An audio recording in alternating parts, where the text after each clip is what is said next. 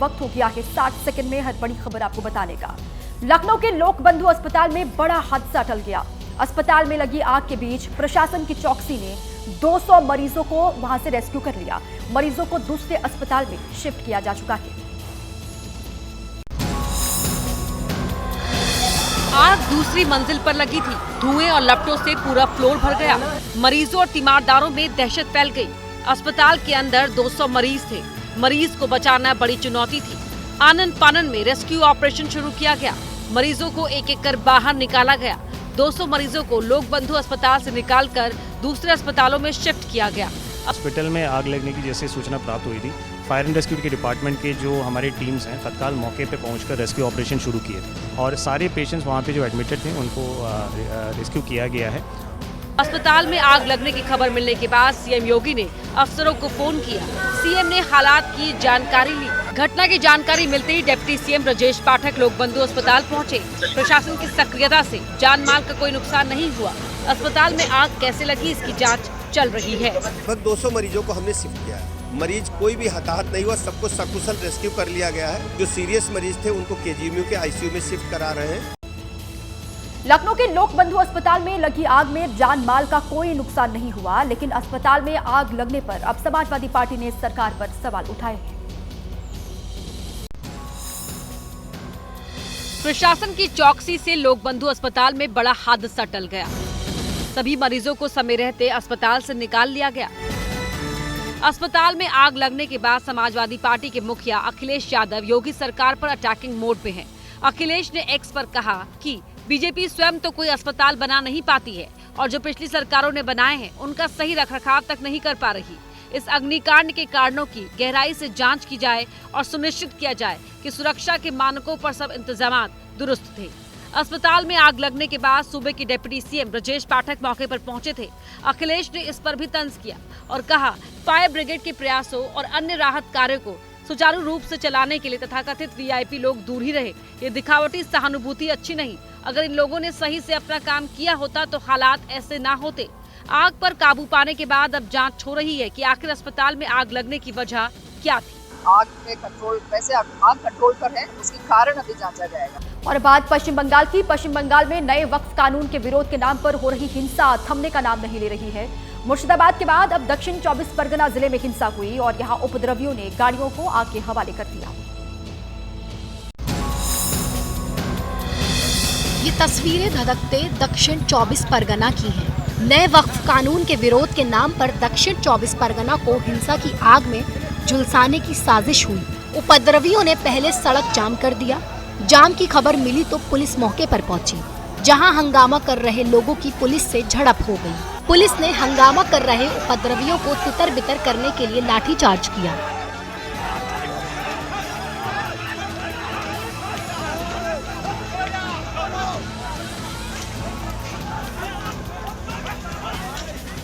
उसके बाद उपद्रवियों ने पुलिस की 5 बाइक और एक वैन को आग के हवाले कर दिया। पश्चिम बंगाल में अब तक मुर्शिदाबाद, दक्षिण 24 परगना, मालदा, हुगली, पूर्वी मिदनापुर और कोलकाता में नए वक्फ कानून के विरोध में उग्र प्रदर्शन हो चुके हैं। कहीं ट्रेनों की आवाजाही रोकी गई, तो कहीं पुलिस पर पथराव हुआ, तो कहीं लूटपाट, तो कहीं आगजनी हुई है। नए वक्फ कानून के विरोध में कोलकाता में भी हंगामा हुआ। इंडियन सेक्युलर फ्रंट ने कोलकाता में रैली निकाली। आईएसएफ ने रैली के लिए प्रशासन से परमिशन भी ली थी।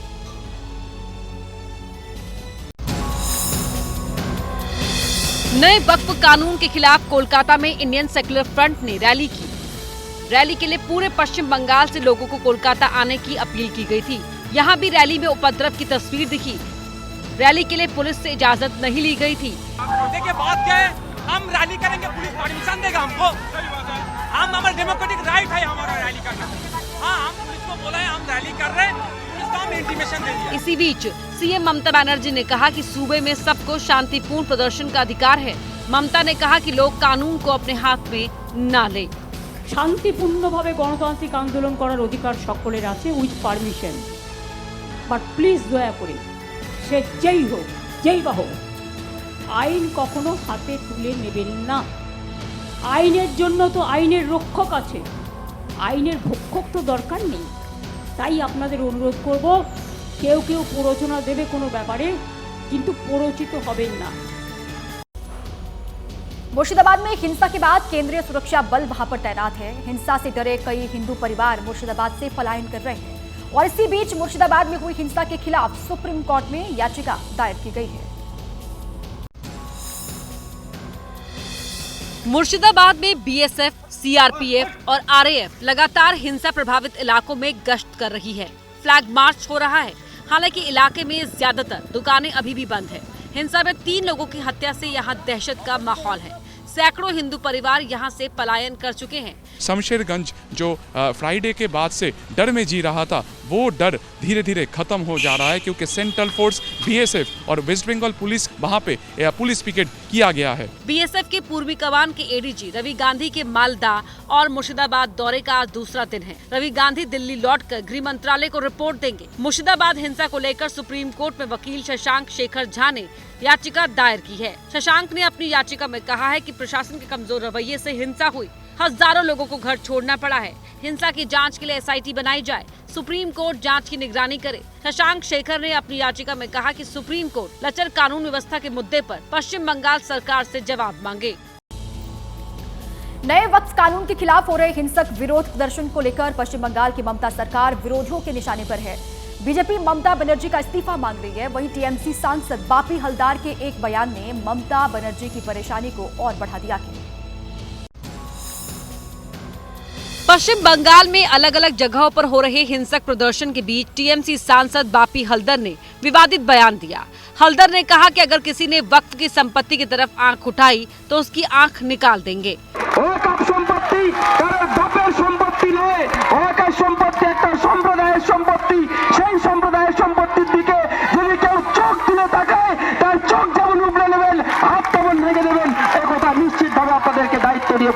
विरोधी पार्टियां हिंसा को लेकर ममता बनर्जी पर निशाना साध रही हैं।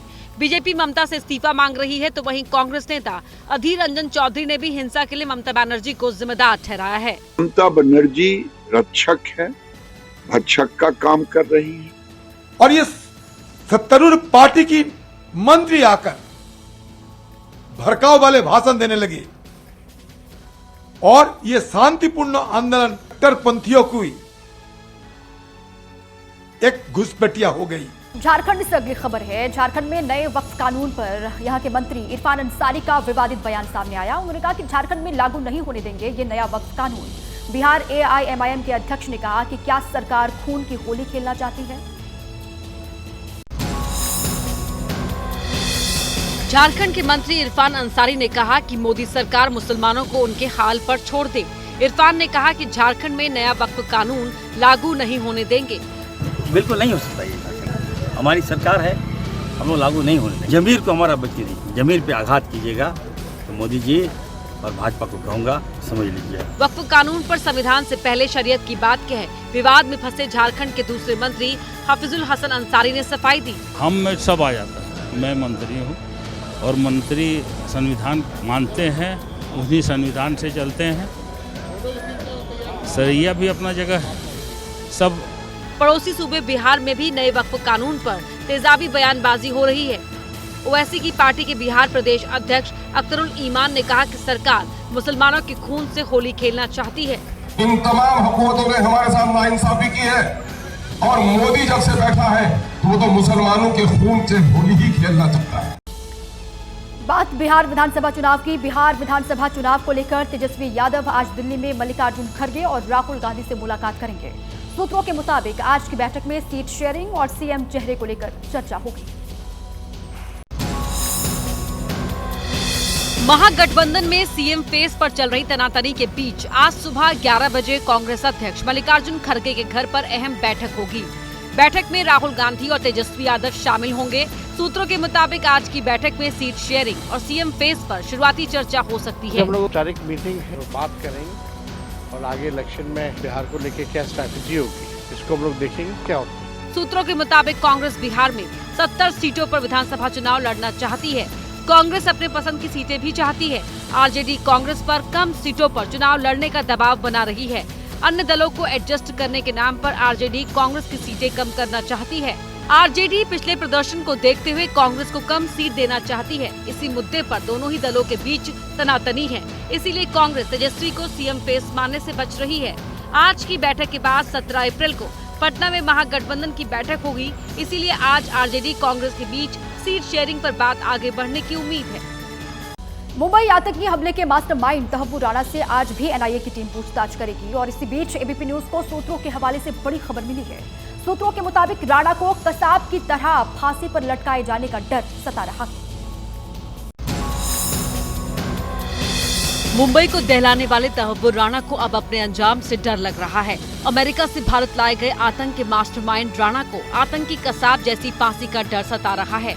करीब 16 साल अमेरिका की जेल में बंद रहने के बाद राणा अब भारतीय कानून की जानकारी जुटा रहा है। राणा बार बार अधिकारियों से भारतीय न्याय प्रक्रिया की जानकारी मांग रहा है। राणा अपने खिलाफ लगी हर धारा के बारे में जानकारी जुटा रहा है। कोर्ट के आदेश के मुताबिक 2 सरकारी वकीलों ने राणा से आधे घंटे मुलाकात की। इस दौरान उसे आरोपों की जानकारी दी गई। सूत्रों के मुताबिक राणा ये जानने की कोशिश कर रहा है कि आगे की कानूनी प्रक्रिया किस तरीके से होगी, केस में ट्रायल कब तक चलेगा। इसी बीच एनआईए की टीम राणा से लगातार पूछताछ कर रही है। सूत्रों के मुताबिक एनआईए अभी तहव्वुर राणा से शुरुआती चरण की पूछताछ कर रही है। सुरक्षा कारणों से राणा को फिलहाल दिल्ली से बाहर नहीं ले जाया जाएगा। फिलहाल राणा से 8 से 10 घंटे पूछताछ हो रही है। मध्य प्रदेश के रीवा से प्रयागराज जा रहे बीजेपी नेताओं पर बम से हमला किया गया है। घटना के सीसीटीवी फुटेज से अब आरोपियों की तलाश कर रही है पुलिस। सीसीटीवी कैमरे में रिकॉर्ड इन तस्वीरों को देखिए। 10 सेकंड के इस वीडियो को देखकर अंदाजा लग ही गया होगा कि वारदात को कैसे अंजाम दिया गया। हमलावर पहले से घात लगाकर बैठे थे और जैसे ही कार सड़क किनारे रुकी, उल्टी दिशा से बाइक पर आए नकाबपोश बदमाशों ने बम कार पर फेंका और फरार हो गए। हमला होते ही कार सवार लोग जान बचाकर भागते नजर आए। कार में रीवा से बीजेपी युवा मोर्चा के महामंत्री वेद द्विवेदी, पूर्व पार्षद शुभम केसरवानी और 2 कारोबारी रवि केसरवानी और रामचंद्र केसरवानी सवार थे। हमले में वेद द्विवेदी और शुभम केसरवानी गंभीर रूप से घायल हो गए, जिनका प्रयागराज में इलाज चल रहा है। चूँकि ये वारदात यूपी सीमा के अंदर हुई, लिहाजा प्रयागराज पुलिस ने मामला दर्ज कर आरोपियों की तलाश शुरू कर दी है। नारीवाड़ी क्षेत्र में उनकी गाड़ी पर बम के द्वारा हमला किया गया, जिसमें थोड़ी बहुत चोटें आई हैं, जिन्हें प्राथमिक उपचार के लिए भेज दिया गया है। एफआईआर पंजीकृत कर ली गई है। शीघ्र ही अभियुक्तों की पहचान करके विधिक कार्रवाई की जाएगी।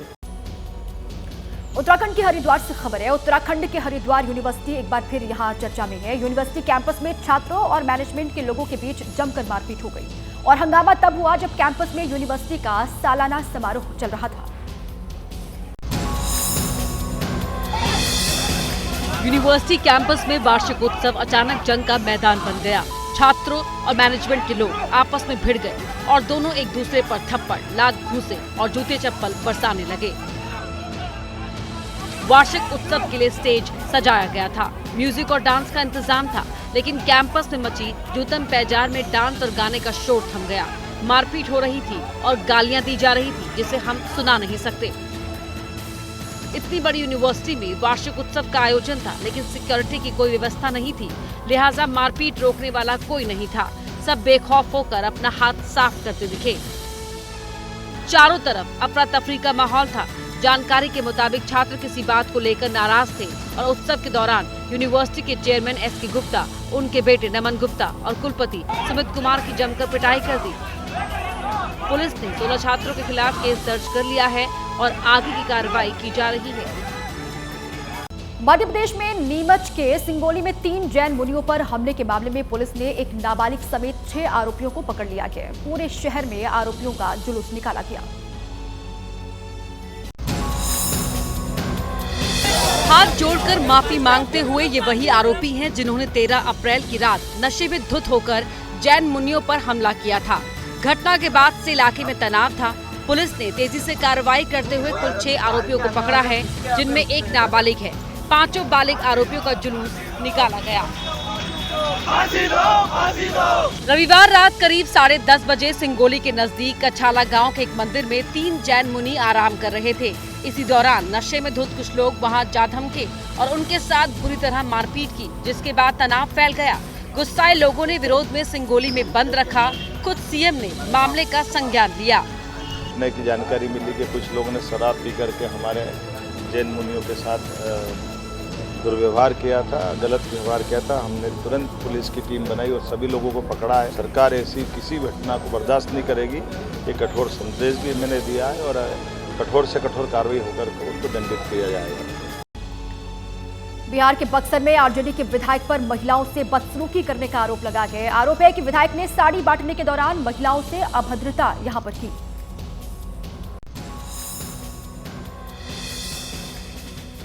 ये हैं बिहार के आरजेडी विधायक, नाम है शंभू यादव, जो साड़ी बांटने के दौरान महिलाओं से अभद्रता कर रहे हैं, उन्हें डांट रहे हैं, उनके सिर पर साड़ी तक मार रहे हैं।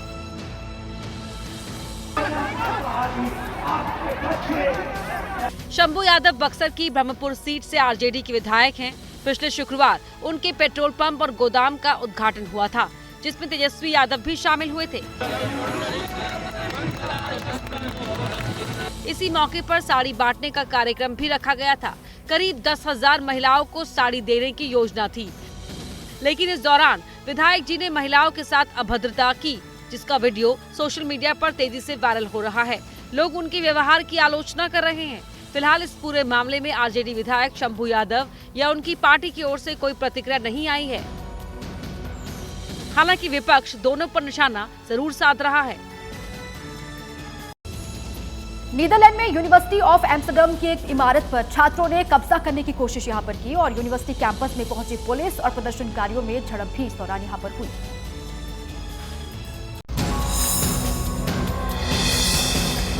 कुछ ऐसा नजारा था नीदरलैंड की राजधानी एम्स्टरडम का, जहां यूनिवर्सिटी ऑफ एम्स्टरडम के एक विंग पर छात्रों ने कब्जा जमा लिया था।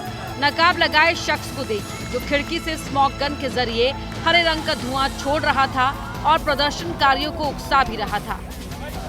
गजा में इजराइल के हमले के खिलाफ इस विरोध प्रदर्शन में जमकर नारेबाजी की जा रही थी। यूनिवर्सिटी के एक विंग पर कब्जे की जानकारी मिलते ही एम्स्टरडम पुलिस की दंगा नियंत्रण टीम कैंपस में पहुंची तो उसे प्रदर्शनकारियों के विरोध का सामना करना पड़ा। प्रदर्शनकारी पुलिस टीम को अंदर जाने से रोक रहे थे। आखिरकार पुलिस का सब्र टूट गया और उसने प्रदर्शनकारियों को खदेड़ना शुरू किया। पुलिस को हल्के बल का प्रयोग भी करना पड़ा। इसमें एक महिला को चोट भी आई। आखिरकार पुलिस प्रदर्शनकारियों को हटाने में कामयाब रही और उसने कैंपस को खाली कराया और कब्जा करने वाले 5 छात्रों को हिरासत में ले लिया। इस वक्त की बड़ी खबर आपको बता दूं, देवास के माता टेकरी मंदिर में दर्शन के दौरान विवाद का मामला। इंदौर विधायक गोलू शुक्ला के बेटे समेत 9 पर एफआईआर दर्ज की गई है। इस वक्त की बड़ी खबर, सीसीटीवी फुटेज के आधार पर केस दर्ज किया गया है। देवास के माता टेकरी मंदिर में दर्शन के दौरान विवाद का ये पूरा मामला है और अब ये बड़ी जानकारी सामने आ रही है। इंदौर विधायक गोलू शुक्ला के बेटे समेत 9 पर एफआईआर दर्ज की गई है। सीसीटीवी फुटेज के आधार पर केस दर्ज किया गया और अंबुज पांडे मेरे साथी इसी पर और जानकारियों के साथ जुड़ चुके हैं। अंबुज, और क्या डिटेल्स, ये एक्शन होता हुआ विधायक गोलू शुक्ला के बेटे और 9 लोगों पर एफआईआर दर्ज की गई है?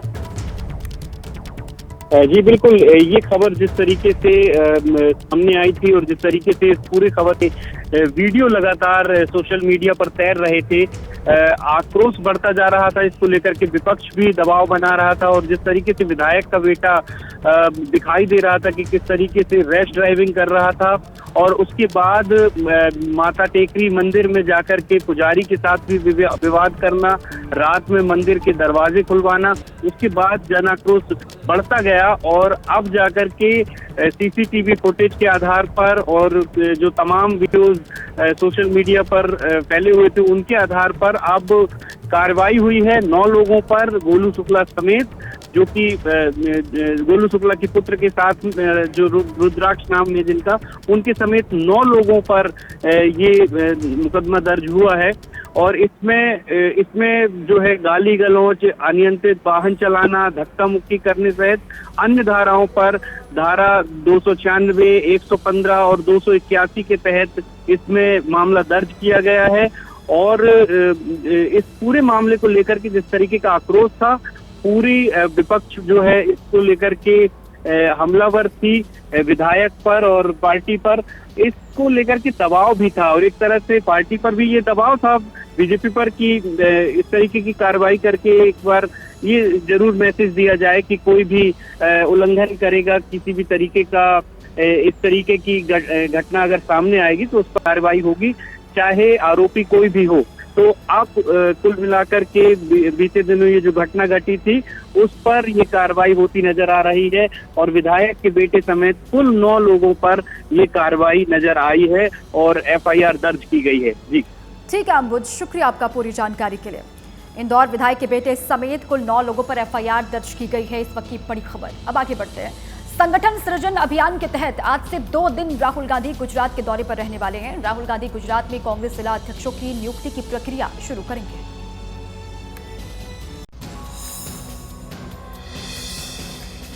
गुजरात दौरे के पहले दिन आज राहुल गांधी प्रदेश में जिला कांग्रेस अध्यक्ष की नियुक्ति के लिए बनाए पर्यवेक्षकों के साथ बैठक करेंगे।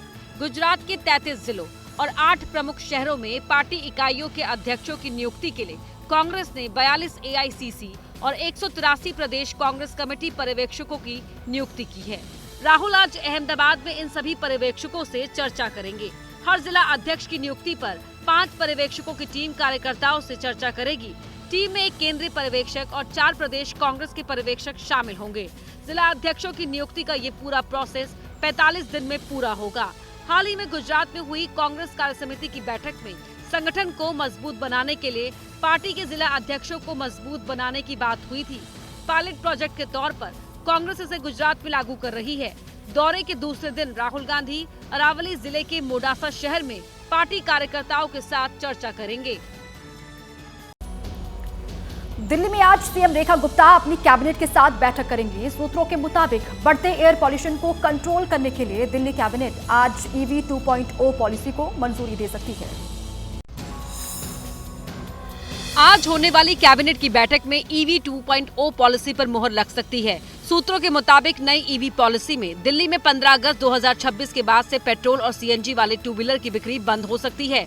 15 अगस्त 2025 से ही दिल्ली में पेट्रोल, डीजल और CNG से चलने वाले 3 व्हीलर का रजिस्ट्रेशन बंद हो सकता है। 10 साल से पुराने CNG ऑटो को इलेक्ट्रिक में बदलना अनिवार्य हो सकता है। सूत्रों के मुताबिक नई पॉलिसी में प्रावधान हो सकता है कि अगर किसी व्यक्ति के नाम पर 2 पेट्रोल या डीजल कार है तो तीसरी कार इलेक्ट्रिक ही रजिस्टर्ड होगी। सूत्रों के मुताबिक नई EV पॉलिसी में दिसंबर 2027 तक दिल्ली नगर निगम, NDMC और जल बोर्ड की सभी गाड़ियों को EV में बदलने का प्रावधान होगा। साथ ही दिल्ली में EV चार्जिंग स्टेशंस और बैटरी स्वैपिंग सेंटर्स की संख्या बढ़ाने पर भी जोर रहेगा।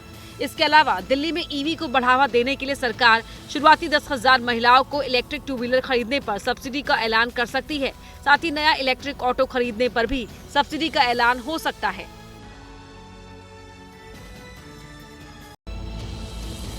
समाजवादी पार्टी के राष्ट्रीय महासचिव और विधायक इंद्रजीत सरोज ने मंदिरों पर विवादित बयान दिया है। एक कार्यक्रम में इंद्रजीत सरोज ने कहा कि अगर मंदिरों में ताकत होती तो विदेशी लुटेरे देश में नहीं आते। इंद्रजीत सरोज आम्बेडकर जयंती पर कौशाम्बी पहुंचे थे। यहां उन्होंने मंदिरों पर विवादित बयान दिया। कहा, ताकत मंदिरों में नहीं, सत्ता के मंदिर में है। भारत के मंदिरों में ताकत होती तो मोहम्मद बिन कासिम आया होता। भारत के मंदिरों में ताकत होती तो महमूद गजनवी आया होता। भारत के मंदिरों में ताकत होती तो मोहम्मद घोरी आया होता और इस विरोध को रोकने का काम न किया होता। इसका मतलब मंदिरों में ताकत नहीं थी। अगर ताकत है तो सत्ता के मंदिर में ताकत है कि बाबा अपना मंदिर छोड़ करके आज सत्ता के मंदिर पर विराजमान है, हेलीकॉप्टर पर चलने का काम करते। तो आज हमें नकली हिंदू बना के हमारे वोट का सौदा करते और राजपाट लेके हेलीकॉप्टर से चलते। पहले रामजीलाल सुमन का राणा सांगा पर विवादित बयान, अब इंद्रजीत सरोज का मंदिरों पर विवादित बयान। समाजवादी पार्टी के नेता अपने विवादित बयानों से सियासी शोले भड़का रहे हैं। कर्नाटक में तेल के बढ़ते दाम और टोल से जुड़े मुद्दे को लेकर ट्रक एसोसिएशन हड़ताल पर चला गया है और ट्रकों की हड़ताल के कारण सूबे में कई जरूरी सामान की सप्लाई पर असर पड़ सकता है। आधी रात से कर्नाटक में हजारों ट्रकों के पहिए थम गए। कर्नाटक ट्रक एसोसिएशन की अपील पर सूबे के ट्रक मालिक हड़ताल पर चले गए। कर्नाटक में करीब 6 लाख ट्रक रजिस्टर्ड हैं। यहां ट्रक मालिकों के 196 संगठन हैं। सभी संगठन इस हड़ताल में शामिल हैं। ट्रक एसोसिएशन ने कर्नाटक में तेल के बढ़ते दाम और टोल नाकों पर बदसलूकी और वसूली के खिलाफ इस हड़ताल का आह्वान किया है। ट्रक एसोसिएशन के नेताओं ने कहा है कि सरकार उनकी मांगों को नजरअंदाज कर रही थी, इसीलिए उनके पास हड़ताल पर जाने के अलावा कोई विकल्प नहीं था। ये हड़ताल अनिश्चितकाल के लिए है। कर्नाटक में 9 महीने में डीजल के दाम 5 रुपए लीटर तक बढ़े हैं। ट्रक मालिकों का कहना है कि डीजल के दाम बढ़ने से उन्हें नुकसान हो रहा है। इसके अलावा ट्रक मालिकों ने जीएसटी लागू होने के बाद भी सूबे के अधिकारियों पर वसूली का आरोप लगाया।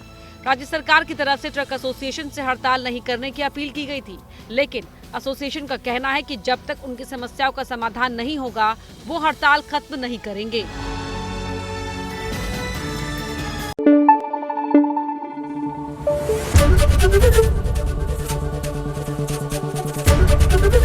एबीपी न्यूज आपको रखे आगे।